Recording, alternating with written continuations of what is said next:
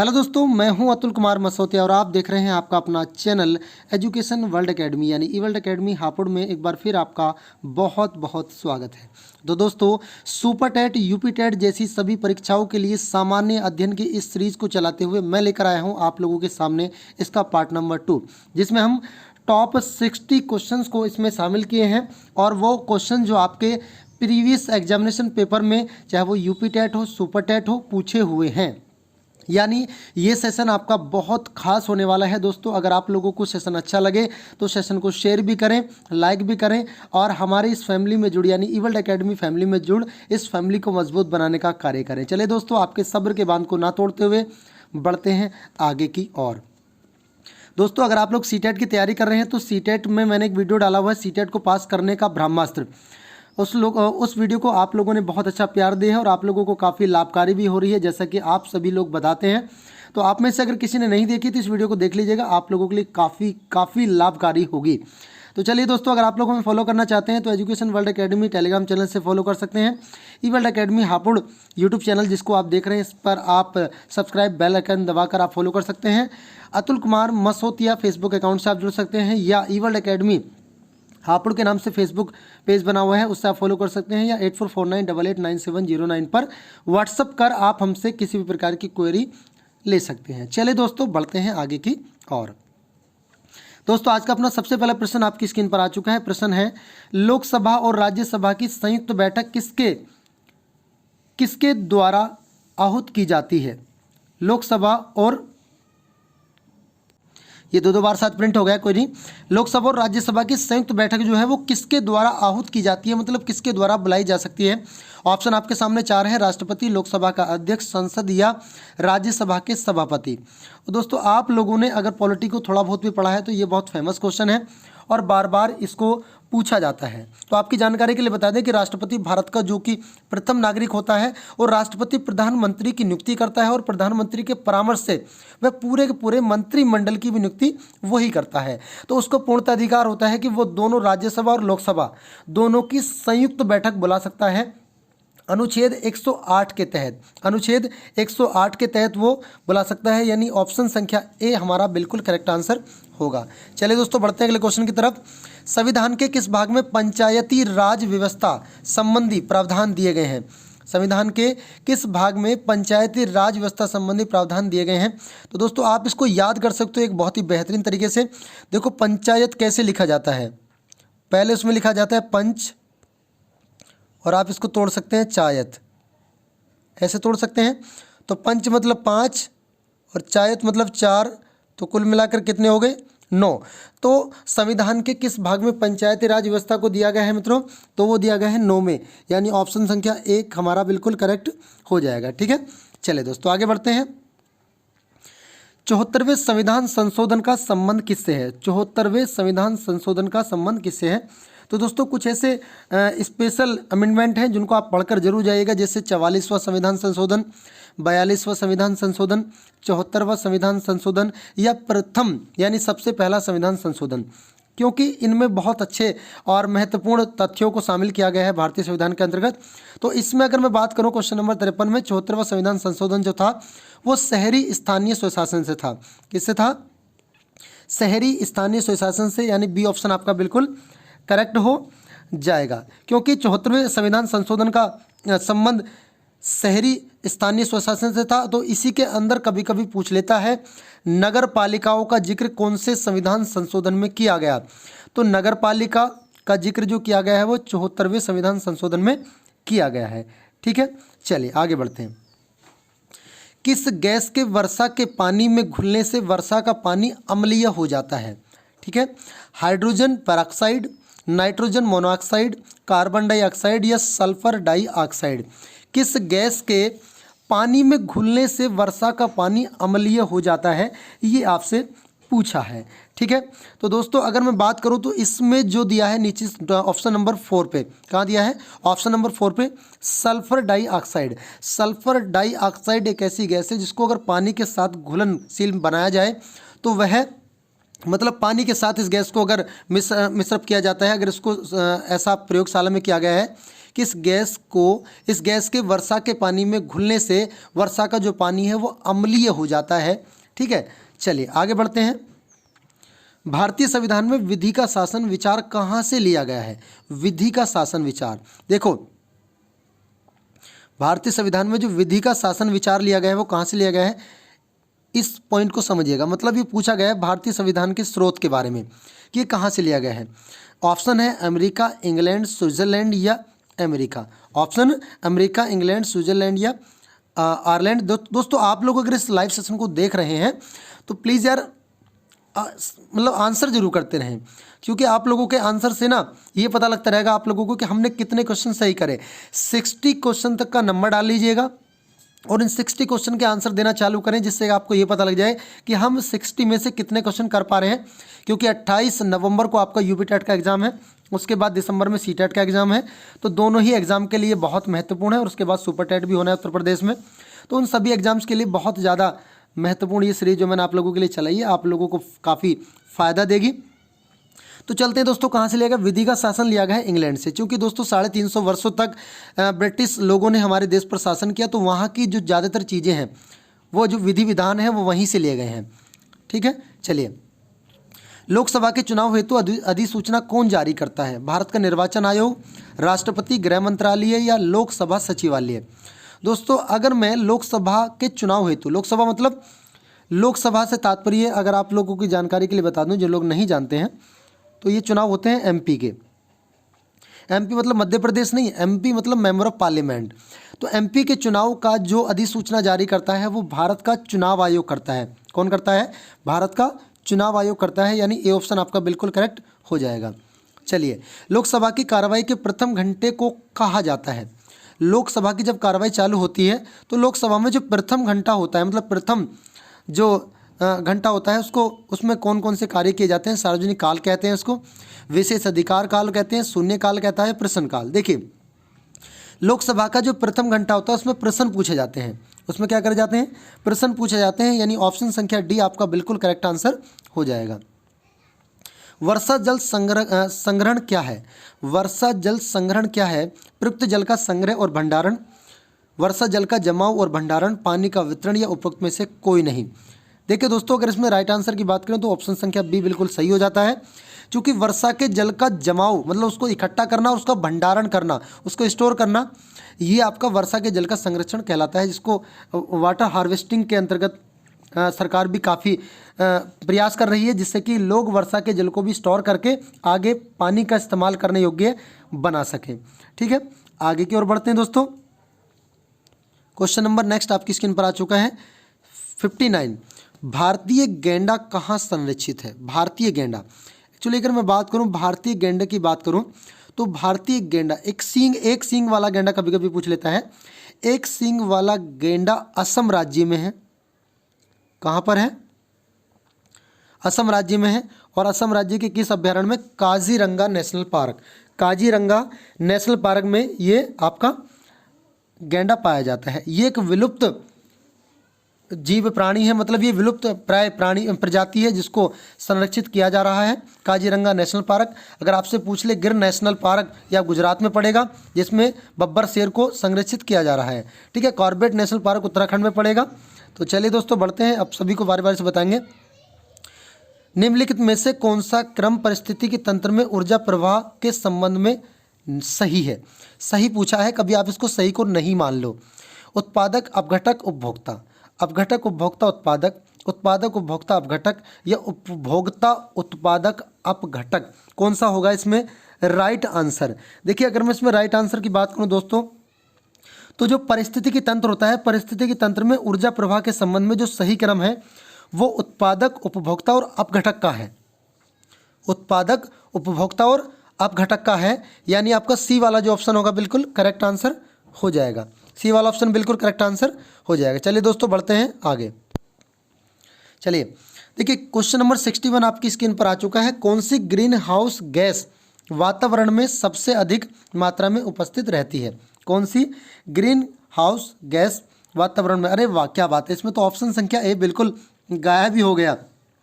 कोई बात नहीं, वैसे ऑप्शन ए इसमें ऑप्शन नहीं है। राइट आंसर जो है वो आपका सी ऑप्शन होगा। मतलब carbon dioxide green house gases में सर्वाधिक मात्रा में पाई जाने वाली गैस है, जिसको हम पुकारते हैं नॉर्मली क्या पुकारते हैं, CO2। क्या पुकारते हैं, CO2, जो वातावरण में सर्वाधिक मात्रा में उपस्थित रहती है और यह मानवीय क्रियाकलापों द्वारा उत्सर्जित होती है। मतलब जितने भी मानव जो है वो क्रिया करते हैं उसके द्वारा उत्सर्जित होती है। जो सूर्य से आने वाली लघु विकिरण को तो पृथ्वी पर आने देती है, किंतु पृथ्वी से जो वापस लौटने वाली दीर्घ विकिरण किरणें होती हैं उनको अवशोषित कर लेती है और इस प्रकार पृथ्वी की सतह पर उष्मा बनी रहती है, मतलब गर्माहट बनी रहती है, जिसे ग्लोबल वार्मिंग कहते हैं। हालांकि ग्लोबल वार्मिंग अब बहुत ज़्यादा बढ़ रहा है, जिस कारण ग्लेशियर पिघल रहे हैं और देश दुनिया के लिए खतरा का माहौल बना हुआ है। चलिए दोस्तों बढ़ते हैं आगे।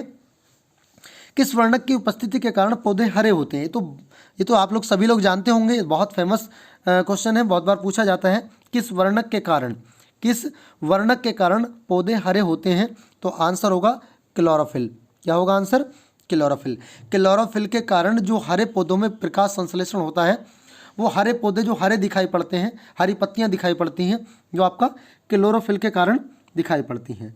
ठीक है, तो डी आंसर आपका बिल्कुल करेक्ट आंसर होगा। और दोस्तों अगर इसमें मैं और जानकारी देने का बात करूं तो जो प्रकाश संश्लेषण की क्रिया होती है, प्रकाश संश्लेषण की क्रिया में जो क्लोरोफिल है, क्लोरोफिल बहुत ही ज़्यादा आवश्यक होता है। अगर ये नहीं होगा तो प्रकाश संश्लेषण वाली क्रिया नहीं होगी। पौधे की जिन कोशिकाओं में क्लोरोफिल उपस्थित होता है केवल वही प्रकाश संश्लेषित कर पाते हैं, अदरवाइज कुछ नहीं कर पाते। आपने देखा होगा कभी कभी गाँव के अंदर या शहर में भी पेड़ को झांगा जाता है, मतलब पेड़ की छटाई की जाती है तो उस पर एक टहनी छोड़ दी जाती है। टहनी इसलिए छोड़ दी जाती है क्योंकि जो हरे पत्ते होते हैं, जो हरी टहनियाँ होती हैं, वो प्रकाश को संश्लेषित करते हैं। फोटोसिंथेसिस की प्रोसेस होती है, जिस कारण नीचे जो पेड़ है, पेड़ को भोजन मिलता है। चलिए दोस्तों बढ़ते हैं आगे। मानवीय गतिविधियां जो पृथ्वी पर जलवायु परिवर्तन के लिए जिम्मेदार हैं। जो मानवीय गतिविधियां हैं, जो मानव गतिविधि करता है वो पर्यावरण के लिए जिम्मेदार है। वनों को जलाने के लिए, कृषि क्रियाकलापों के लिए, एरोसोल कैन का उपयोग करने के लिए, उपरोक्त सभी। देखिए ये वास्तव में एक एग्जाम के दृष्टिकोण से भी क्वेश्चन हमारे लिए बेहतरीन हो जाता है और हमें एक सामाजिक जानकारी देने के लिए भी। हम मानवीय गतिविधियां ये सारे काम करती है, वो कृषि क्रियाकलाप भी करती है, वनों को जलाती भी है और एयरसोल कैन का उपयोग भी करती है। ठीक है, तो वनों को जलाना, कृषि क्रियाकलापों करना, एयरसोल कैन का उपयोग करना मानवीय गतिविधियों में आता है, जो पृथ्वी पर जलवायु परिवर्तन के लिए जिम्मेदार होता है। और इन मानवीय गतिविधियों से वायु प्रदूषण, जल प्रदूषण जैसी घटनाएं पर्यावरण में घटित होती हैं, जिससे मानव और जीव जंतु दोनों प्रभावित होते हैं। ये आपको जानकारी होगी और नहीं है तो मैं आपको दे रहा हूँ। चलिए दोस्तों बढ़ते हैं। यूफारबिएसी फैमिली की कौन सी फसल बायोडीजल उत्पन्न करने के लिए जानी जाती है? दोस्तों ये यूपी टेट में पूछा हुआ क्वेश्चन है, बहुत ही महत्वपूर्ण क्वेश्चन। और इस क्वेश्चन का जो राइट आंसर होगा वो ऑप्शन संख्या ए होगा। ऑप्शन संख्या ए होगा, मतलब जट्रोफा होगा। तो जट्रोफा यूफारबिएसी फैमिली की फसल है जिससे बायोडीजल उत्पन्न की जाती है और इस पादप से प्राप्त होने वाली बीजों से 25 से 30% तक तेल निकाला जाता है।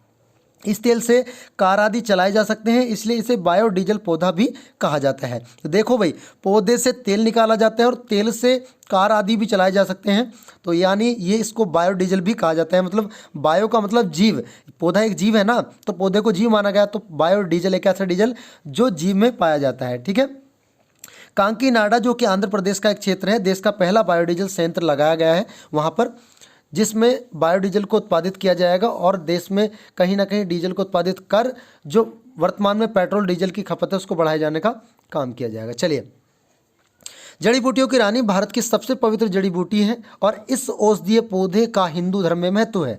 इसका वानस्पतिक साइंटिफिक नेम ओसिमम सेक्टम है। इसको सामान्यतः किस नाम से जाना जाता है? दोस्तों आप लोग जानते हैं कि जब सुबह सुबह लोग हिंदू धर्म ग्रंथ में या हिंदू धर्म में जो लोग उठते हैं तो एक पौधे की पूजा करते हैं जिसे कहते हैं तुलसी। और तुलसी कई बीमारियों का इलाज करती है, बहुत ही जड़ी बूटियों की रानी इसको कहा जाता है। तुलसी बहुत लाभकारी होती है। ठीक है, चलिए आगे बढ़ते हैं। पीने के लिए सुरक्षित पानी को क्या कहते हैं? पीने के लिए सुरक्षित पानी को क्या कहते हैं? ये तो बिल्कुल ईजी और हलवा सा क्वेश्चन है दोस्तों, और इसका आंसर आप लोगों को सही देना होगा। देखिए, पीने योग्य पानी, नल का पानी, अब ये जरूर नहीं नल का पानी अच्छा आ रहा हो सकता बेकार आ रहा हो। ताज़ा जल, कभी कभी ताज़ा जल खारा भी हो सकता है, तो वो जरूरी नहीं है कि पीने योग्य हो। अशुद्ध जल तो बहुत शुद्ध जल होता है जो कि बहुत कम मात्रा में देखने को मिलता है, ये बैटरी वगैरह में यूज होता है। तो आंसर होगा ए ऑप्शन बिल्कुल करेक्ट। ठीक है, चलिए। वर्ष 1984 की भोपाल गैस त्रासदी हुई थी और भोपाल गैस त्रासदी में से निम्न में से किस गैस के रिसाव के कारण हुई थी? उसमें बहुत लोगों की जाने गई थी। Methyl isocyanide, nitrous oxide, methane या कार्बन मोनोऑक्साइड। एक्चुअली यार एक बहुत बड़ी घटना थी और इस घटना के बारे में आप लोग, मैं चाहता हूँ कि ये 67 नंबर क्वेश्चन का आप एक स्क्रीनशॉट ले लें और स्क्रीनशॉट लेने के बाद आप इस पर सोचें समझें और इस पर देखें कि ऐसी कौन सी घटना हुई थी जिसमें इस गैस के कारण बहुत लोगों की जानें चली गई थी। तो वो गैस तो थी वो मिथाइल आइसोसाइनेट। कौन सी थी? Methyl isocyanate. वर्ष 1984 की जो भोपाल गैस त्रासदी हुई थी उसमें मिथाइल आइसोसाइनेट गैस थी, जिसको CH3NCO के नाम से भी जाना जाता है, मतलब इसका फॉर्मूला है ये। उसका रिसाव हुआ था और यह एक हानिकारक गैस है। हानिकारक है जिसका उपयोग कार्बाइड कारखानों में कीटनाशक रसायन निर्माण में किया जाता है। मतलब जो कारखाने होते हैं उनमें, कार्बाइड कारखाने जो होते हैं उनमें कीटनाशक रसायन के निर्माण में इसका प्रयोग किया जाता है। और इस गैस के रिसाव से 2500 व्यक्ति मर गए थे इस गैस त्रासदी में। हजारों लोग बुरी तरह प्रभावित हुए थे और एक बहुत बड़ी त्रासदी के तौर पे इसको देखा गया था। तो मिथाइल आइसोसाइनेट आप लोग याद रखेंगे, यूपी टेट सुपर टेट में पूछा हुआ क्वेश्चन है। बहुत ही महत्वपूर्ण और बहुत ही, मैं कह सकता हूं, आप लोगों के लिए जानकारी देने वाला क्वेश्चन है जिससे कि आप लोग आइसोसाइनेट से बच सकें। चलिए बढ़े आगे। विश्व पर्यावरण दिवस कब मनाया जाता है? दोस्तों ये यूपी टेट में 3 बार क्वेश्चन पूछा है, 2011 से लेकर 2016 तक, 18 तक, ये मतलब 3 बार क्वेश्चन पूछ लिया है। तो इसको तो आप याद ही करोगे और बहुत आसान भी है, बहुत आसान भी है। विश्व पर्यावरण दिवस 5 जून को मनाया जाता है और वर्ष 2000 अगर मैं बात करूं 2018 में, तो विश्व पर्यावरण दिवस का जो केंद्रीय थीम था वो पूछ लेता है, 2018 पूछ लेता है, उसके बाद 2019 पूछेगा, 20 पूछेगा। तो वर्तमान की जो थीम है, देखो पिछले 3 साल की थीम पूछ लेता है, 2018 से लेकर 2018, 19, 20 और 21 तक आप लोग याद कर लीजिएगा इसकी थीम को। 5 जून को, ठीक है, कब मनाया जाता है? 5 जून को विश्व पर्यावरण दिवस मनाया जाता है। ठीक है, चलिए आगे बढ़ते हैं। MS स्वामीनाथन एक पत्रकार थे, कृषि वैज्ञानिक थे, परिस्थितिकी वैज्ञानिक थे, पक्षी वैज्ञानिक थे। दोस्तों M स्वामीनाथन, मेरे से भी क्वेश्चन गलत हुआ था 2014 में जब मैं लॉ और पीसीएस का एग्जाम दे रहा था। तो उस दौरान उसमें पूछा था कि अंतर्राष्ट्रीय कृषि क्रांति, हरित क्रांति के जनक कौन है? तो अंतर्राष्ट्रीय पे नॉर्मल बोरलॉग थे और मैंने लगा दिया था M स्वामीनाथन। तो कृषि वैज्ञानिक थे। कौन थे ये कृषि वैज्ञानिक थे जिन्होंने कृषि के क्षेत्र में अपना बहुत बड़ा योगदान दिया। और इनके योगदान के कारण ही 1966 में मैक्सिको के बीजों को पंजाब की घरेलू किस्मों के साथ मिश्रित करके उच्च उत्पादकता वाले गेहूं के संकर बीज विकसित किए गए थे। इनको विज्ञान एवं अभियांत्रिकी के क्षेत्र में 1989 में भारत सरकार द्वारा पद्म विभूषण से सम्मानित किया गया था। यानी कृषि वैज्ञानिक MS स्वामीनाथन। ठीक है, चलिए। Wild life institute of India, wild life institute of India यानी WII कहाँ पर स्थित है? नई दिल्ली, कोयम्बटूर, अहमदाबाद, देहरादून। बताओ इनमें से चारों में से कौन सा होगा राइट आंसर? दोस्तों अगर मैं वाइल्ड लाइफ की बात करूं, wild life institute of India जो है वो आपका देहरादून में है, जो कि यूके की राजधानी है। यूके मतलब यूनाइटेड किंगडम नहीं, उत्तराखंड की राजधानी देहरादून में। चलिए। प्रकाश संश्लेषण के दौरान हरे पौधे निम्न में से किसे सोख लेते हैं? प्रकाश संश्लेषण के दौरान हरे पौधे किसको सोखते हैं ये आपको पता होना चाहिए। आप लोगों को कहा जाता है कि रात के समय पेड़ के नीचे नहीं सोना चाहिए, क्योंकि रात के समय ये ऑक्सीजन ग्रहण करते हैं, CO2 छोड़ते हैं, लेकिन दिन के समय जो हरे पौधे होते हैं वो CO2 ग्रहण करते हैं, ऑक्सीजन छोड़ते हैं। तो दिन में पेड़ के नीचे सोना चाहिए और रात को नहीं सोना चाहिए। आंसर होगा C। चलिए। अपशिष्ट उत्पादकों को खाने वाले जीवों को कहा जाता है। अपशिष्ट उत्पादक जो होते हैं मृत भक्षी होते हैं, मांस भक्षी होते हैं, शाक भक्षी होते हैं या रसायन भक्षी होते हैं। कौन से होते हैं जो अपशिष्ट पदार्थों को खाने का काम करते हैं? तो ऑप्शन संख्या A हमारा बिल्कुल करेक्ट आंसर हो जाएगा, क्योंकि ये जो मृत भक्षी होते हैं यही अपशिष्ट पदार्थों को, बचे कुछ पदार्थों को ये खाते हैं। चलिए। तप्त भौम जल से किस प्रकार की ऊर्जा प्राप्त होती है? तप्त भौम जल मतलब भूमि का जो जल है उससे जो ऊर्जा प्राप्त होती है वो कौन सी ऊर्जा प्राप्त होती है? जल विद्युत ऊर्जा, सौर ऊर्जा, भूतापीय ऊर्जा, तो नाभिकीय ऊर्जा। भौमजल मतलब भूमि का जल, तो भूतापीय ऊर्जा इससे उत्सर्जित होती है, मतलब सी ऑप्शन आपका बिल्कुल करेक्ट आंसर होगा। दोस्तों अगर आप लोगों को फॉलो करना चाहते हैं तो इस ये आपके सामने कुछ लिंक दिए गए हैं, जो मैं लिंक नहीं सॉरी मतलब education world academy Telegram channel का नाम बताया गया है, यूट्यूब चैनल का नाम बताया गया है, फेसबुक अकाउंट और आपका व्हाट्सअप। चलिए इससे आप फॉलो करके हमसे जुड़ सकते हैं किसी प्रकार की जानकारी लेने के लिए और लाभकारी जानकारी हेतु। चलिए 16 घास स्थल कहाँ पाए जाते हैं? एक्चुअली 16 घास स्थल कहाँ पाए जाते हैं, ये क्वेश्चन बहुत ज़्यादा खास है, क्योंकि यूपी टेट में 2 बार इसका रिपीटेशन हुआ है और सुपर टेट में आने की इसकी संभावना ज़्यादा है।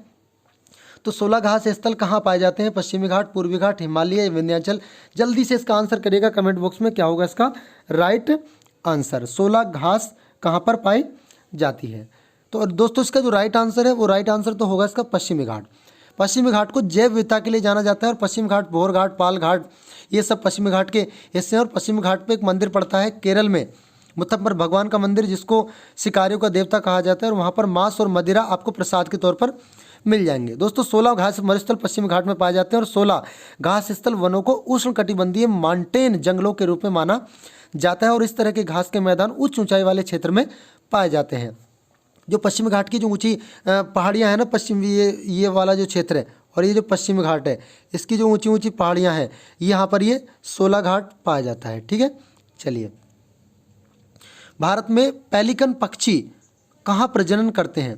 पेलिकन पक्षी, देखो पेलिकन एक पक्षी होता है और ये कहाँ प्रजनन करते हैं ये आपसे पूछा गया है। पेलिकन पूछा जाता है आपसे, रिडले कछुए के बारे में पूछा जाता है, नेलापट, कुत्तनकुलम, कोकारे बेलूर या उपरोक्त सभी, मतलब क्वेश्चन नंबर 75, क्वेश्चन नंबर 75। तो भारत में पेलिकन पक्षी जो है वो नेलापट्टू, कुत्तनकुलम और कोकरपार बेलूर सभी जगह प्रजनन करते हैं, यानी ऑप्शन संख्या आपका डी बिल्कुल करेक्ट आंसर हो जाएगा। ऑप्शन संख्या डी बिल्कुल करेक्ट आंसर आपका हो जाएगा। चलिए दोस्तों बढ़ते हैं आगे की ओर। मिनी माता रोग ऐसी मछली खाने से होता है जिसमें अधिक मात्रा में पाया जाता है। देखो मिनी माता रोग होता क्यों है ये आपको पता होना चाहिए। तो मिनी माता रोग की बात करें तो मिनी माता रोग ऐसी मछली खाने से होता है जिसमें अधिक मात्रा में पारा यानी HG पाया जाता है। इन मछलियों को खाने से लगभग 3000 लोग प्रभावित हुए हैं, जिनमें हाथ पैर मुंह सुन्न हो जाता है और संवेदना से गड़बड़ी, हाथ पैर की गति में समन्वय का अभाव व फॉलिस जैसे लक्षण दिखाई देते हैं और बहुत से लोगों की इस बीमारी से मृत्यु भी हो गई है। मतलब सभी लोगों की नहीं होती है लेकिन बहुत से लोगों की मृत्यु हो गई है। यह बीमारी पहली बार जापान के मिनीमाता खाड़ी के आसपास रहने वाले लोगों में देखी गई थी, इस कारण इसको मिनी माता रोग के नाम से जाना जाता है। तो इसमें ऑप्शन संख्या क्या होगा? ऑप्शन संख्या बी आपका बिल्कुल करेक्ट आंसर हो जाएगा। चलिए ओजोन परत का अधिकतम ह्रास निम्न में से किस ध्रुव पर हुआ है? तो ओजोन परत का कभी कभी तो ध्रुव पूछ लेता है, कभी कभी आपसे पूछ लेता है किस सागर के ऊपर हुआ है। तो वैसे तो इसमें दक्षिणी ध्रुव होगा। दक्षिणी ध्रुव अंटार्कटिक महासागर के ऊपर ये क्षेत्र देखा गया है जो समताप मंडल में पाई जाती है। ये ओजोन क्षेत्र जो आपको पराबैंगनी किरणों को पृथ्वी तक आने से रोकती है और भारत के नहीं बल्कि देश दुनिया के लोगों को ये पृथ्वी की इन हानिकारक किरणों से बचाने का काम करती है। चलिए बढ़ते हैं आगे। इनमें से कौन भारत का प्रथम मुख्य न्यायाधीश था? M पतंजलि शास्त्री, मेहर चंद महाजन, हीरालाल जेकानिया, SR दास। क्वेश्चन नंबर 78 आप लोग करेंगे आंसर। कौन सा था सबसे पहले देश का मुख्य न्यायाधीश? दोस्तों ये प्रथम भारत का मुख्यमंत्री, प्रथम भारत के प्रधानमंत्री, प्रथम राज्यपाल में आपको मैंने कराया था और शायद अगर वो सीरीज नहीं कराई तो मैं आपको करा दूंगा। सी आंसर जो होगा वो इसमें करेक्ट होगा, क्योंकि हीरालाल जी कानिया जो थे वो सबसे पहले भारत के मुख्य न्यायाधीश के तौर पे चुने गए थे। और आपसे अगर पूछ ले सबसे पहला उच्चतम न्यायालय भारत में कहाँ हुआ, कब बना? तो दोस्तों वो बना था 1774 में। 1774 में कहाँ बना था? वो बना था कोलकाता में। कोलकाता में ये स्वतंत्र भारत के बने थे, स्वतंत्र भारत के मुख्य न्यायाधीश के। लेकिन इस कोलकाता में जो बना था उस समय इसके जो मुख्य न्यायाधीश थे सर एलिजा इम्पे को बनाया गया था। किसको बनाया गया था? सर एलिजा इम्पे को इसका मुख्य न्यायाधीश बनाया गया था। ठीक है, चलिए आगे बढ़ते हैं। रेड डाटा बुक किससे संबंधित है? नदियों में प्रदूषण से, घटता भूगर्भ जल स्तर से, या विलुप्त के करीब जीव से, या वायु प्रदूषण से? दोस्तों जो रेड डाटा बुक तैयार की जाती है, जो रेड डाटा बुक तैयार की जाती है वो जो जीव विलुप्त हो रहे हैं, जैसे एक सींग वाला गैंडा है, चीता है, ठीक है, जैसे गिद्ध विलुप्त हो गए बिल्कुल। जो विलुप्त प्राय जीव हैं उनको, उनके डाटा तैयार किया जाता है, और ये विलुप्त के करीब जो पहुंचने वाले हैं, जो हो गए हैं वो भी, और जो पहुंचने वाले हैं उन संबंधित डाटा को तैयार किया जाता है, और उस बुक को कहा जाता है रेड बाग डाटा बुक। और इसमें विश्व के सभी संकटग्रस्त जीव जंतुओं का रिकॉर्ड रखा जाता है, और पौधों, जंतु और अन्य जीवों के लिए अलग अलग रेड डाटा बुक तैयार किया जाता है, मतलब पौधों के लिए अलग, जीव जंतुओं के लिए अलग। इस रेड डाटा बुक को IUCN यानी international union for conservation of nature द्वारा जारी किया जाता है। मतलब आपसे पूछ लिया जाएगा कि रेड डाटा बुक को क्यों, कौन जारी करता है, तो IUCN। कभी कभी पूछ लेगा IUCN की फुल फॉर्म क्या है, तो IUCN की फुल फॉर्म होती है international union for conservation of nature, ठीक है। और इस पुस्तक में क्रांतिक रूप से संकटपन्न जीवों को गुलाबी पृष्ठों पर दर्शाया जाता है, और जैसे ही कोई जीव पर्याप्त संख्या में वृद्धि कर लेता है तो उसको हरे पृष्ठों में स्थानांतरित कर दिया जाता है। रेड डाटा मतलब खतरे में जो जा रहे हैं, ठीक है। चलिए, संविधान सभा ने राष्ट्रीय गान को कब अपनाया, इसका राइट आंसर क्या होगा, जल्दी से इसका आंसर करिएगा, क्या होगा इसका राइट आंसर। देखिए, संविधान सभा ने राष्ट्रीय गान को कब अपनाया, संविधान सभा ने 24 जनवरी 1950 को, 20 जनवरी 1950 को, 24 जनवरी 1950 को, 21 मई 1949 को, या 13 नवंबर 1949 को। बताओ इसको कब अपनाया। तो राइट आंसर जो होगा दोस्तों, इसमें राइट आंसर आपका बी ऑप्शन होगा, 24 जनवरी 1950। और 24 जनवरी को ही यूपी का स्थापना दिवस भी मनाया जाता है, क्योंकि वर्तमान उत्तर प्रदेश का जो नामकरण हुआ था वो 24 जनवरी 1950 को हुआ था। उससे पहले यूपी हुआ करता था, लेकिन यूपी का फुल फॉर्म जो था वो यूनाइटेड प्रोविंस था, यानी संयुक्त प्रांत के नाम से इसको जाना जाता था, ठीक है। तो रविंद्रनाथ टैगोर द्वारा रचित राष्ट्रीय गान जन गण मन, जो राष्ट्रीय गान है हमारा, वो इसको किसने रचा, रविंद्रनाथ टैगोर जी ने रचा, और उसको क्या कहा जाता है, जन गण मन इसको कहा जाता है। उसको 24 जनवरी 1950 ईस्वी को अपनाया गया। और यह है, अगर मैं इस राष्ट्रीय गान की बात करूं, यह है 27 दिसंबर 1911 को भारतीय राष्ट्रीय कांग्रेस के कोलकाता अधिवेशन में, जिसकी अध्यक्षता करी थी पंडित विशन नारायण दास ने। पंडित विशन दास, इनको दत्त भी कहा जाता है, उन्होंने उनके स्वागत में इसको गाया गया। और इसको बाद में एक तत्वबोधिनी एक पत्रिका थी, और उस तत्वबोधिनी पत्रिका में भारत भाग्य विधाता शीर्षक के रूप में इसको प्रकाशित किया गया। और 1919 में मॉर्निंग सॉन्ग ऑफ इंडिया के नाम से इसको जाना गया, क्योंकि इसका अंग्रेजी अनुवाद इंग्लिश में किया गया था, ठीक है। तो यहाँ से आपके कितने क्वेश्चन बन जाएंगे अगर आप लोग सही से याद करोगे। एक तो इसको 27 दिसंबर 1911 में इसको गाया गया कांग्रेस के कोलकाता अधिवेशन में, ठीक है। कोलकाता अधिवेशन का उस समय अध्यक्ष कौन थे, तो पंडित विशन नारायण दास, ये दत्त हुआ करते थे, ठीक है। और रविंद्रनाथ टैगोर ने 1912 में तत्वबोधिनी में इसको प्रकाशित किया था, भारत भाग्य विधाता शीर्षक के नाम से। फिर 1919 में इसका इंग्लिश ट्रांसवर्जन आया, जिसको मॉर्निंग सॉन्ग ऑफ इंडिया के नाम से जाना गया। चलिए दोस्तों, बढ़ते हैं आगे। पुष्कर मेला कहाँ आयोजित किया जाता है दोस्तों, अभी बिल्कुल पुष्कर मेला भी चल भी रहा था, और अब पुष्कर मेला अभी हाल ही में ख़त्म हुआ है। तो पुष्कर मेला राजस्थान के अजमेर में आयोजित किया जाता है। कहाँ आयोजित किया जाता है, राजस्थान के अजमेर में इसको आयोजित किया जाता है। अजमेर से 11 किलोमीटर दूर हिंदुओं का एक प्रसिद्ध तीर्थ स्थल है पुष्कर, जहाँ पर इसको मनाया जाता है। और यहाँ पर ब्रह्मा का मंदिर है। यहाँ पर कार्तिक पूर्णिमा को मेला लगता है, जिसमें अभी कार्तिक पूर्णिमा गई है तो अभी मेला लगा था, जिसमें बड़ी संख्या में देसी विदेशी पर्यटक आते हैं, और हजारों हिंदू लोग इस मेले में आते हैं और अपने को पवित्र करने के लिए पुष्कर झील में स्नान करते हैं, क्योंकि वहाँ पर पुष्कर झील भी है। तो पुष्कर झील में स्नान करते हैं, और इस समय यहाँ पर पशु मेला आयोजित किया जाता है। हर साल कार्तिक महीने में लगने वाले पुष्कर ऊंट मेले ने इस जगह को दुनिया में अलग ही पहचान दे दी है, जिस कारण इसको अजमेर को भी जाना जाता है। अजमेर किस नदी के किनारे बसा हुआ है दोस्तों, तो अजमेर को पूछा जाए तो अजमेर बसा हुआ है लूनी नदी के किनारे। चलिए दोस्तों, बढ़ते हैं आगे। निम्नलिखित में से पराबैंगनी किरणों से कौन अधिक हानिकारक है, मतलब पराबैंगनी किरणें तो हानिकारक हैं ही हमारे लिए। जो सूर्य से पराबैंगनी किरणें आती हैं, मान लीजिए सूर्य है और ये हमारी पृथ्वी है, ठीक है। तो यहाँ से क्या आती है, पराबैंगनी किरणें आती हैं, ये पराबैंगनी किरणें यहाँ को आती हैं। लेकिन इनसे भी ज़्यादा जो जो खतरनाक रेज होती हैं वो अल्ट्रावायलेट सी होती है। मतलब अल्ट्रावायलेट में भी डिवाइडेशन होता है, मतलब डिफरेंसेस होती हैं। वो अल्ट्रावायलेट सी किरणें जो होती हैं वो सबसे ज़्यादा खतरनाक होती हैं, जो सूर्य से आने वाली पराबैंगनी किरणों से भी ज़्यादा खतरनाक होती हैं। तो सूर्य की जो पराबैंगनी किरणें होती हैं उनको सामान्यतः उनके तरंग दैर्ध्य, उनकी जो तरंग दैर्ध्य होती हैं, तरंग दैर्ध्य के आधार पर उनको 3 भागों में बांटा गया है, UVA, UVB और UVC, जैसा कि आपको ऑप्शन में दिख रहा है। और इनमें UVC सबसे ज़्यादा हानिकारक होती है, लेकिन ये किरणें पृथ्वी के धरातल तक नहीं पहुंच पाती हैं, चूंकि इनका अवशोषण ओजोन परत द्वारा हो जाता है। तो ओजोन परत देखो कितना महत्वपूर्ण है हमारे लिए, और हम लोग फ्रीज, AC, कूलर चलाकर इस ओजोन परत को बर्बाद करने पे लगे हुए हैं। आप जानते हो ओजोन परत को हानि जो पहुंचती है वो एक विशेष प्रकार की गैस से पहुंचती है, वो एक विशेष प्रकार की गैस से पहुंचती है।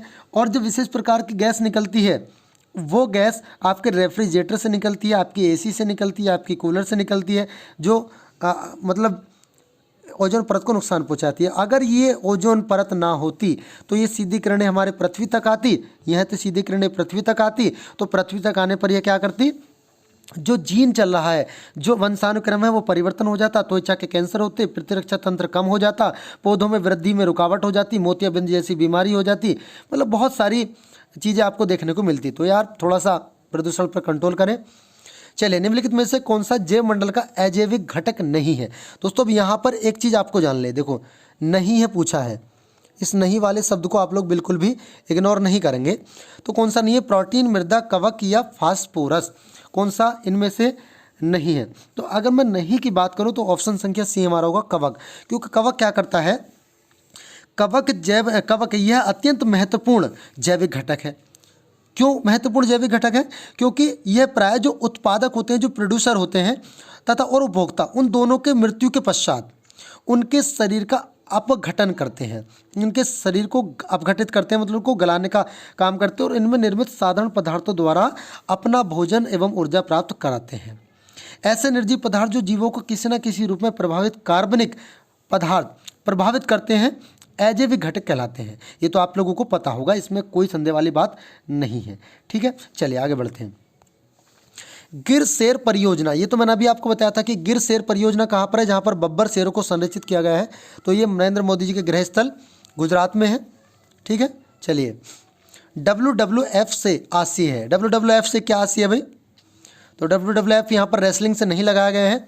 World wide fund, world for fund, world wild life fund या वर्ल्ड वॉच फंड, किससे लगाया जाता है, W। देखिए इसका जो राइट आंसर होगा वो होगा वर्ल्ड वाइल्ड लाइफ फंड। ये क्या है दोस्तों, एक्चुअली जो वर्ल्ड WF है वो वर्ल्ड लाइफ फंड यानी विश्व वन्य जीव कोष है, विश्व वन्य जीव कोष है, जिसका हिंदी में अनुवाद है। सन 1962 में IUCN जिसकी जानकारी मैंने अभी आपको दी थी। ठीक है, IUCN के सहायक संगठन विश्व वन्य जीव कोष यानी WWF की स्थापना की गई थी। इस संगठन का मुख्यालय जो है वो ग्लैंड स्विट्जरलैंड में है और इसका प्रतीक चिन्ह जो है वो विलुप्त प्राणी जॉइंट पांडा है। जॉइंट पांडा भी जो है वो विलुप्त प्राणी है और यह कहाँ पाया जाता है, चीन में पाया जाता है। यह संगठन अंतर्राष्ट्रीय स्तर पर वन्य जीवों को देखभाल पर नजर रखती है और उसके रखरखाव संबंधी मानदंडों को पूरा करने में विभिन्न देशों तथा एजेंसियों को वित्तीय सहायता प्रदान करती है। कभी कभी पूछ लेता है कि जो जॉइंट पांडा है वो कहाँ पाया जाता है, चाइना में पाया जाता है, जहाँ पर इसको भालू के नाम से भी पुकारते हैं। चलिए, गंगा नदी निकलती है अरावली श्रेणी से, लद्दाख श्रेणी से, गंगोत्री से। ये तो आपको पता होगा यार, इतना इजी क्वेश्चन। गंगोत्री से निकलती है, गंगोत्री से दो, देखिए इसकी दो धाराओं के रूप में निकलती है, एक यहाँ से और एक यहाँ से, फिर ऐसे चल देती है और फिर यहाँ से इसमें यमुना नदी आकर ऐसे मिलती है। तो यहाँ से गंगोत्री से निकलती है, ठीक है, और इधर निकलती है सतोपंथ हिमानी से।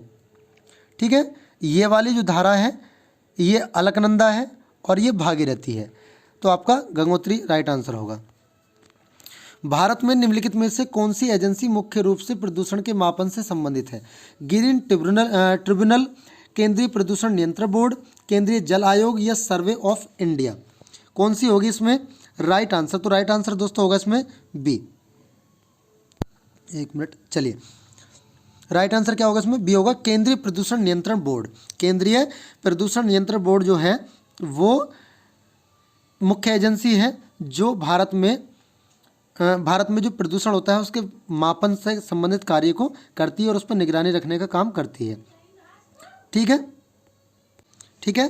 तो केंद्रीय प्रदूषण नियंत्रण बोर्ड इसका बिल्कुल करेक्ट आंसर होगा। चलिए आगे बढ़ते हैं।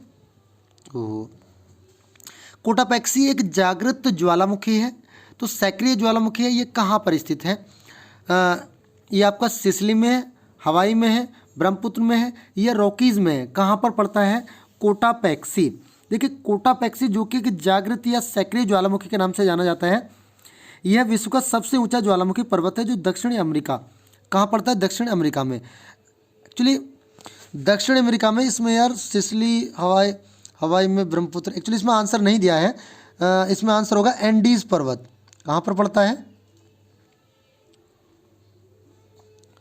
अमेरिका का जो एंडीज पर्वत है ना, तो एंडीज पर्वतमाला में पड़ती है कोटापेक्सी।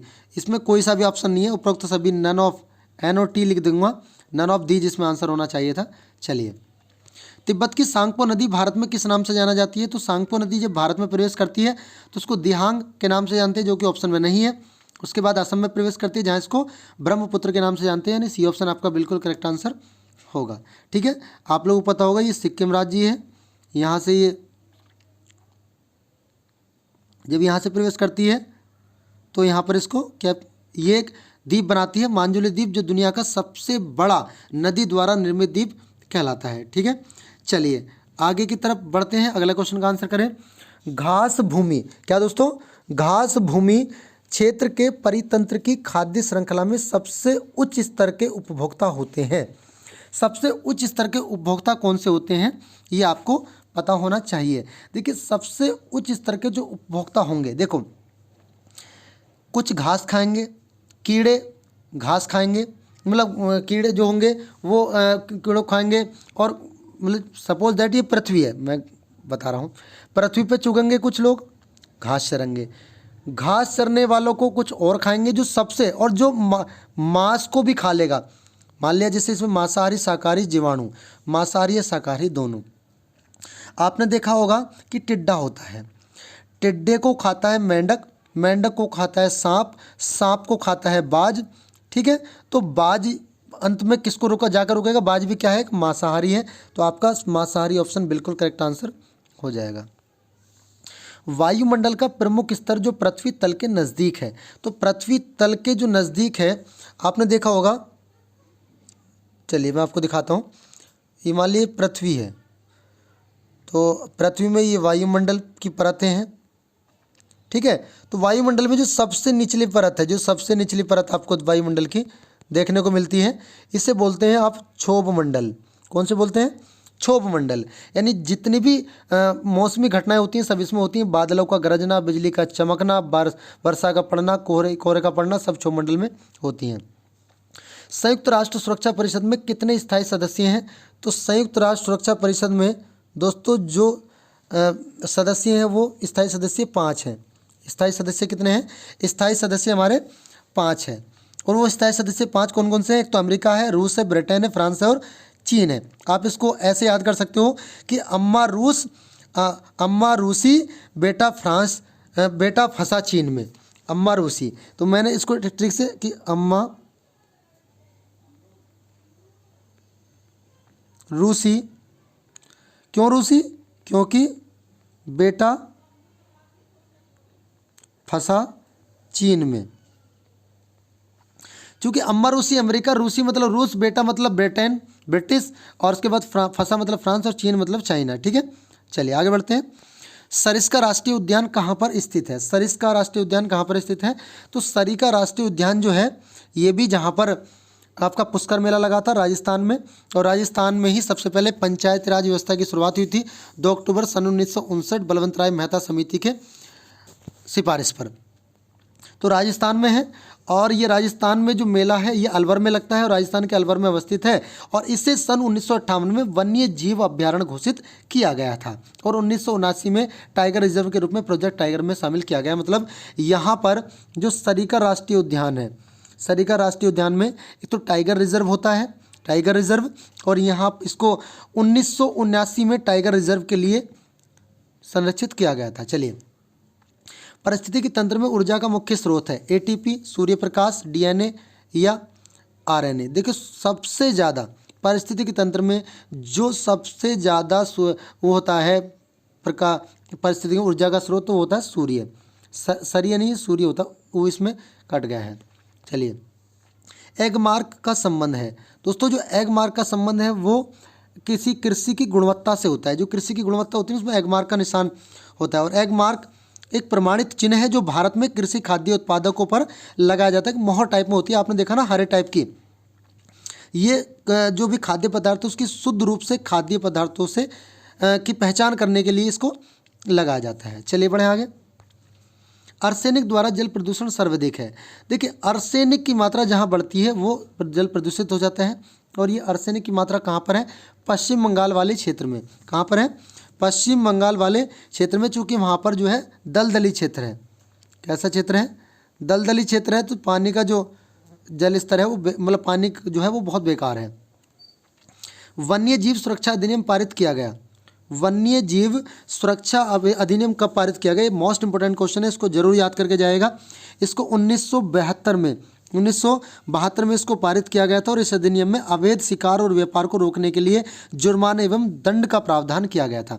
मतलब जैसे राजा शिकार करते थे पहले, उसके अब एक तो शिकार पर शिकंजा कसा गया, ठीक है, और उसको मार काट कर उनके सींगों को बेचा जाता था, तो व्यापार पर शिकंजा कसा गया। तो अवैध शिकार और व्यापार को रोक करने के लिए 1972 में इस वन्यजीव सुरक्षा अधिनियम को पारित किया गया। दूध से दही बनने की प्रक्रिया को क्या कहते हैं? एक्चुअली दूध से दही बनने का कारण जो है वो आपने सुना होगा, लैक्टिक बेसिलस। क्या है? Lactic bacillus. लैक्टिक बेसिलस और कैसीन नामक, दूध में जो कैसीन नामक पदार्थ पाया जाता है उसके साथ मिश्रण करके ये प्रक्रिया होती है। इस प्रक्रिया को कहा जाता है किण्वन। क्या कहा जाता है? किण्वन इसको कहा जाता है। दूध से दही बनने की प्रक्रिया को किण्वन कहते हैं। और इस दूध में जो स्ट्रेप्टोकोकस, लैक्टिक एवं लैक्टिक बेसिलस नामक जो जीवाणु पाए जाते हैं वो क्या करते हैं? ये जीवाणु दूध में पाए जाने वाले लैक्टोज शर्करा क्या होती है? दूध में लैक्टोज शर्करा पाई जाती है। और आप लोगों की जानकारी के लिए बता दूं, जब कच्चा दूध आप पीते हो तो कच्चा दूध पीते समय वो मीठा लगता है, क्योंकि उसके अंदर लैक्टोज शर्करा पाई जाती है। शर्करा मीठी होती है। उसके साथ किण्वन करके लैक्टिक अम्ल बनाते हैं, जिसके कारण दूध खट्टा हो जाता है। और लैक्टिक अम्ल जीवाणु दूध में पाए जाने वाले कैसीन नामक जो प्रोटीन होते हैं उनकी छोटी छोटी बूंदों में एकत्रित करके दही जमाने में सहायता करते हैं। दूध को स्ट्रेप्टोकोकस थर्मोफिलिस तथा लैक्टोबैसिलस बुल्गारिकिस के द्वारा 40 से 60 डिग्री सेल्सियस पर जमा कर यीस्ट द्वारा, मतलब यीस्ट जो फफूंद उत्पन्न हो जाती है, आंशिक किण्वन कराया जाता है, जो पोषक पदार्थ दही प्राप्त होता है। तो दही की प्रक्रिया आपको पता चली। चलिए, किस देश के संविधान से मौलिक कर्तव्य को लिया गया है? It's very easy question and famous question and very important question for you, because UP TET में ऐसे क्वेश्चनों को ज़्यादा पूछा जाता है। किस देश के संविधान से मौलिक कर्तव्य को लिया गया है? तो ये लिया गया है डी ऑप्शन, यूएसएसआर से। यूएसएसआर से लिया गया है, यानी union of Soviet socialist Republic से इसको लिया गया है। और इसको 51 के भारतीय संविधान के अनुच्छेद 51 के भाग 4 के में इसको जोड़ा गया है। ठीक है, तो चलें आगे। ध्रुव तारा कहा जाता है? उत्तरी तारे को, दक्षिणी तारे को, या पूर्वी तारे को, या पश्चिमी तारे को? किसको ध्रुव तारा के नाम से जाना जाता है? दोस्तों ध्रुव तारा हमेशा उत्तरी दिशा में चमकता है। जो तारा हमेशा उत्तरी दिशा में चमकता है तथा उत्तरी दिशा के ठीक ऊपर स्थित होने के कारण ही इस दिशा में हमेशा दिखाई पड़ता है, उसे ध्रुव तारा हम कहते हैं। चलिए बढ़े आगे। भारत में प्रोजेक्ट टाइगर प्रारंभ किया गया। प्रोजेक्ट टाइगर कहाँ से प्रारंभ किया गया, कब प्रारंभ किया गया? तो ये प्रारंभ किया गया 1973 में। 1973 में प्रोजेक्ट टाइगर शुरू किया गया। और प्रोजेक्ट टाइगर पर्यावरण, वन एवं जलवायु परिवर्तन मंत्रालय द्वारा संचालित एक योजना है। यह उन राज्यों को सहायता प्रदान करता है जहां बाघ संरक्षण रिजर्व है। जैसे पश्चिम बंगाल में है आपका व्हाइट टाइगर, वहां पर है, और आपका गिर गुजरात में है। तो भारत में अभी तक 49 टाइगर रिजर्व हैं। तो आपसे कभी कभी पूछ लेता है 49 में सबसे बाद वाला कौन सा है? तो 49वां जो टाइगर रिजर्व है वो ओरेंग टाइगर रिजर्व है, जो कि असम राज्य में है। ओरेंग टाइगर रिजर्व असम राज्य में। उससे पहला वाला पूछ ले तो उत्तराखंड में था Rajaji tiger reserve. Rajaji tiger reserve. चलिए, फूलों की घाटी अवस्थित है जम्मू कश्मीर में, हिमाचल प्रदेश में, सिक्किम में, उत्तराखंड में। देखिए, फूलों की घाटी जो है वो उत्तराखंड के चमोली ज़िले में है, उत्तराखंड के चमोली ज़िले में है। और साइलेंट घाटी मतलब शांत घाटी पूछ ले तो केरल राज्य में है। चलिए, एक वयस्क मानव में कुल कितनी अस्थियाँ होती हैं? एक वयस्क में पूछ ले तो 206 होती हैं, लेकिन बच्चे में पूछ ले तो 300 से ऊपर भी पाई जाती हैं। ग्रीन पीस इंटरनेशनल का मुख्यालय अवस्थित है। ग्रीन पीस इंटरनेशनल का मुख्यालय कहाँ पर स्थित है? आपकी जानकारी के लिए बता दें कि जो ग्रीन पीस है एक स्वतंत्र वैश्विक अभियानकारी संस्था है जिसकी स्थापना 1971 में हुई थी। कब हुई थी? 1971 में इसकी स्थापना हुई थी।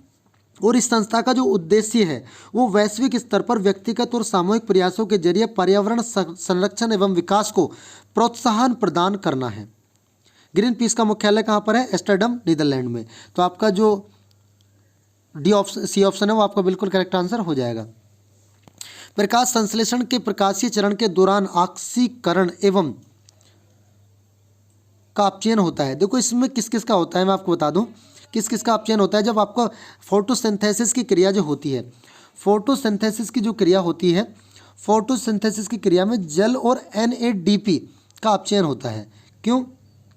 क्योंकि इसमें H2O जब ऊर्जा प्राप्त करता है, मान लें जब H2O को मिलती है ऊर्जा, क्या मिलती है? यहाँ एक्चुअली लिखना थोड़ा सा पॉसिबल नहीं हो रहा है ऊर्जा, तो ये इसमें क्या बन जाता है?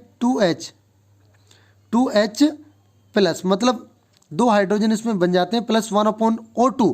क्या इसका फॉर्मूला आपको पूरा देखने को मिल जाएगा। तो इस ऑक्सीकरण की प्रक्रिया के दौरान, प्रकाश संश्लेषण के प्रकाशीय चरण के दौरान H2O का ऑक्सीकरण, NADP का अपचयन होता है। मतलब कुल मिला के ए ऑप्शन आपका बिल्कुल सही है। मैं ज़्यादा नहीं समझा पा रहा हूँ। LPG के संदर्भ में क्या सत्य नहीं है? अब दोस्तों यहाँ कह दिया नहीं है, चूँकि नहीं वाला जो वर्ड है ना यार, ये बड़ा महत्वपूर्ण है, इसको मत छोड़ना। LPG के संदर्भ में क्या सत्य नहीं है? यह एक स्वच्छ ईंधन है, यह एक उष्मीयमान का है, यह नीले ज्वाला से जलने वाला है, यह मीथेन उत्सर्जन करने वाला है। कौन सा है? देखिए, ये एक मीथेन उत्सर्जन करने वाला है। क्यों? LPG जो होती है, जिसको लिक्विड पेट्रोलियम गैस कहते हैं, वो एक प्राकृतिक गैस है और यह मुख्यतः प्रोपीन और ब्यूटेन हाइड्रोकार्बनों का एक मिश्रण होता है। ठीक है। और इन हाइड्रोकार्बनों गैसों को द्रवित, मतलब इनको द्रवभूत करके, मतलब द्रव्य में बदल के सिलेंडरों में भरकर घरों में रसोई घर के रूप में रसोई घरों में इसको पहुंचाया जाता है। ठीक है। आजकल मोदी जी ने उज्ज्वला योजना चलाई हुई है, तो उज्ज्वला योजना के तहत जो सिलेंडर में गैस दी जाती है वो LPG ही है। तो आपका डी ऑप्शन बिल्कुल सही है। इसको आपको बता दें, इस LPG गैस को मैं एक जानकारी और दे दूँ, इस LPG गैस को गोबर गैस के द्वारा, पहले गोबर गैस से जो मीथेन गैस निकलती है उससे बनाया जाता है। प्रजातियों की उत्पत्ति एक रचना है। प्रजातियों की जो उत्पत्ति और रचना है अरस्तू की, चार्ल्स डार्विन की, मेंडल की या रॉबर्ट हुक की। मेंडल ने तो वंशानुक्रम पे बात की थी, लेकिन इसमें जो राइट आंसर होगा वो ऑप्शन संख्या बी बिल्कुल करेक्ट आंसर होगा, क्योंकि ऑरिजिन ऑफ स्पीसीज जो था वो प्रजातियों की उत्पत्ति, वो चार्ल्स डार्विन की एक रचना है। चार्ल्स डार्विन की एक रचना है। सिपकला दर्रा निर्माण किस नदी के द्वारा हुआ? तो सिपकला दर्रा, अगर मैं बात करूं दोस्तों, तो ये जो भारत का ये वाला, एक मिनट, ये जो भारत का क्षेत्र है, तो सिपकला दर्रा जो पड़ता है ना, यहाँ पर पड़ता है। अरे रुक जाओ भाई, चलो मैं एक मिनट कलर चेंज कर लेता हूँ बच्चों, जिससे कि आप लोगों को समझने में आसानी हो। तो सिपकला दर्रा यहाँ पर पड़ता, यहाँ से आती है एक नदी जो ऐसे बहती है, उसको बोलते हैं सतलज नदी। कौन सी नदी है? सतलज नदी। यानी बी ऑप्शन आपका बिल्कुल करेक्ट आंसर हो जाएगा। ठीक है, चलिए आगे बढ़ते हैं। अंतर्राष्ट्रीय न्यायालय का मुख्यालय अवस्थित है जिनेवा में, हेग में, न्यूयॉर्क में या पेरिस में? अंतर्राष्ट्रीय मुख्यालय, देखिए अंतर्राष्ट्रीय मुख्यालय, सॉरी अंतर्राष्ट्रीय न्यायालय, अंतर्राष्ट्रीय न्यायालय का जो हेड वो कहाँ पर है? हैग में है। कहाँ पर है? हैग में। और अगर मैं अंतर्राष्ट्रीय न्यायालय की बात करूँ तो इसकी स्थापना 3 अप्रैल, कब दोस्तों? 3 अप्रैल में हुई थी। और सन पूछ ले तो 1946 में हुई थी। मतलब जब हमारे भारत में संविधान सभा बैठी थी तभी इसका निर्माण हो रहा था। ठीक है। और अंतर्राष्ट्रीय न्यायालय की जो समय अवधि है, वो उसमें 5 अध्याय दिए गए हैं और 5 में 70 अनुच्छेद हैं, 70 आर्टिकल्स उसमें कुल शामिल हैं। चलिए, शिमला एवं तिब्बत को जोड़ने वाला दर्रा है। शिमला एवं तिब्बत को कौन सा दर्रा जोड़ता है? ये आपको बताना है। देखिए शिमला एवं तिब्बत को जोड़ने वाला दर्रा, देखो अभी मैंने क्या बताया, एक दर्रा था सिपकिला दर्रा। कौन सा? सिपकिला दर्रा। और सिपकिले दर्रे में, सिपकिले दर्रे से ये किसको जोड़ता है? तो शिमला को जोड़ता है, शिमला को जोड़ देता है तिब्बत से, यहीं से नदी निकलती है। ठीक है, चलिए रोहतांग दर्रा अवस्थित है, रोहतांग दर्रा अवस्थित है। दोस्तों ये है आपका होमवर्क, इसको आप करेंगे घर पर, मतलब इसको आप कमेंट बॉक्स में इसका दोगे आंसर। मुझे उम्मीद है कि आप लोगों को सेशन बहुत अच्छा लगा होगा, और अगर अच्छा लगा है तो ज़रूर इसका आंसर भी दें। और दोस्तों अगर आप लोगों को वीडियो पसंद आई है तो वीडियो को क्या करना है आप लोगों को बताने की आवश्यकता नहीं है, इसको लाइक कर सब्सक्राइब करना चैनल को, बेल आइकन जरूर दबा लेना, लाइक कर देना अगर पसंद आई हो, और वीडियो को ज़्यादा से ज़्यादा शेयर करें जिससे कि अधिकतम बच्चों तक, अधिकतम प्रतिभागियों तक ये जानकारी पहुँच सके। चलिए दोस्तों, मैं अतुल कुमार मसौती आप सभी लोगों से लेता हूँ विदा, मिलूंगा अगले सेशन में। तब तक के लिए दोस्तों जय हिंद, जय भारत, खुदा हाफिज़।